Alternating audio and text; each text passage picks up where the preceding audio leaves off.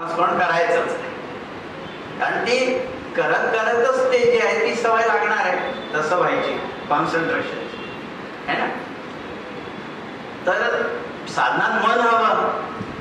मुंबईला century mill मध्ये एक कामगार होता. त्याच्या गुरुच्या अनुमतीने त्यांनी लग्न केलं.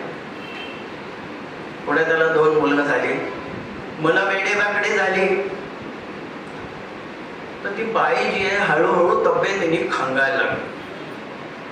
म्हणून तिला एका मुंबईतल्या मोठ्या डॉक्टरकडे नेलं, मनोवैज्ञानिकाकडे. तर त्या डॉक्टरने तिला काही प्रश्न विचारले. त्या प्रश्नातून तिने असं सांगितलं की माझं कोर्ट मॅरेज झालंय. तो डॉक्टर म्हणतो, आता तुम्ही एक काम करा, तुम्ही पुन्हा लग्न करा.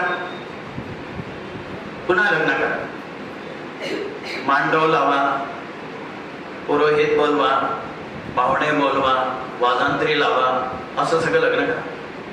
आता ते दोघे तसं लग्न करतात. बाई हळूहळू चांगली होते, एकदम ठणठणीत होते. तात्पर्य काय, लग्न म्हटल्यानंतर जसे हे लग्नाचे नियम आहे, तिथे गुरुजी पाहिजे, तिथे मांडव हवा, तिथे पाहुणे हवे, तिथे वाजंत्री हवी. तसंच परमार्थाचा सगळ्यात मोठा नियम आहे, त्याच्यामध्ये मन नको का? त्या साधनामध्ये मन असणं, समर्थ म्हणतात, ते फार आवश्यक आहे. तुम्ही किती काही करत असाल तर काय आहे की अनुभूती येण्यासाठी ते मनापासून करायला पाहिजे. इतरांनाही जगू द्या, नाही का? तर आणि काय आहे की अहंकार आजपर्यंत कुणाचा राहिला नाही, ह्या सगळ्यांनाच माहिती आहे. तरी सुद्धा माणूस किती अहंकार करत असतो.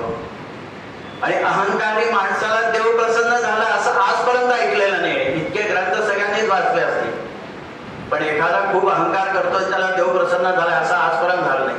म्हणून तर कबीराने म्हटलेलं आहे ना की जब मैं था तब हरी नहीं, जब मैं था तब हरी नहीं, हरी है तब मैं नहीं, प्रेम गली अति सागरी जामे दो न समाई. अंतःकरणामध्ये एक तर भगवंत राहील किंवा अहंकार राहील. तुम्हाला कोणाला ठेवायचं तुम्हीच पहा. आणि काय की माणसाने जर वेळेत अहंकार सोडला नाही ना, तर काय की माशेसारखं उचलून लोक त्याला एकीकडे टाकून देतात. न रोकी वक्त की गर्दिश न जमाना बदला, पेड़ सूखा तो परिंदों ने भी ठिकाना बदला.